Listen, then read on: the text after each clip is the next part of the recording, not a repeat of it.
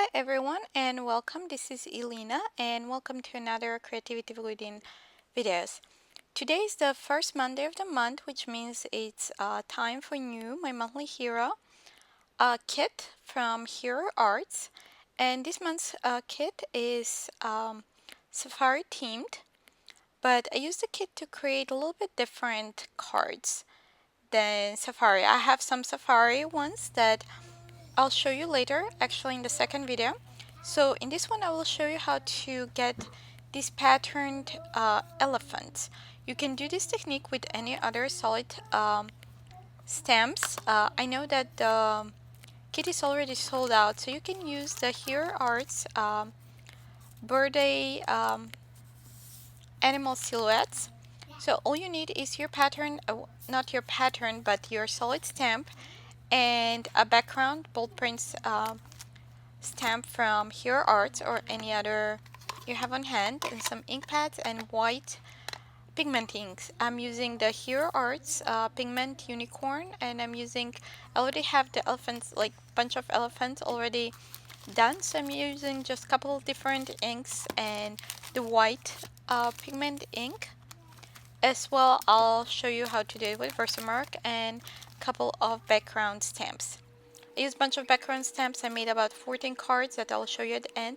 So I just show you all the this set is from the kit. It's like all the images are solid images, so it's very nice to do this technique. So I'm stamping the elephants onto my Nina white cardstock. So I'm stamping it twice to have a little bit darker color.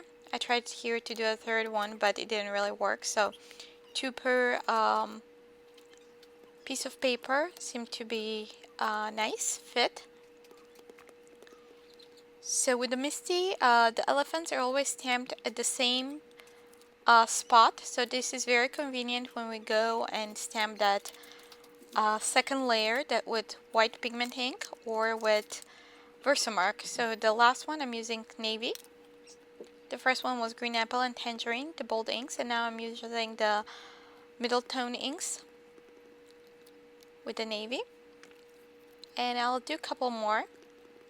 Usually I tend to miss a couple of them, so it's nice to have more than just what I need. So I'm just going one more time with that navy ink. So I think this is pretty good, but I'll stamp it one more time just in case. So now I'm removing the mat from the MISTI, that mouse pad, or you can, if you have the black mat, it doesn't really matter, it's the same one.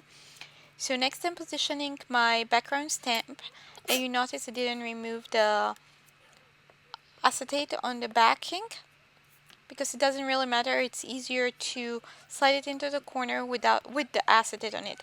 So I'm just inking that corner with white pigment ink, the unicorn ink, sliding in that corner, closing the door, picking up that ink with the elephant stamp.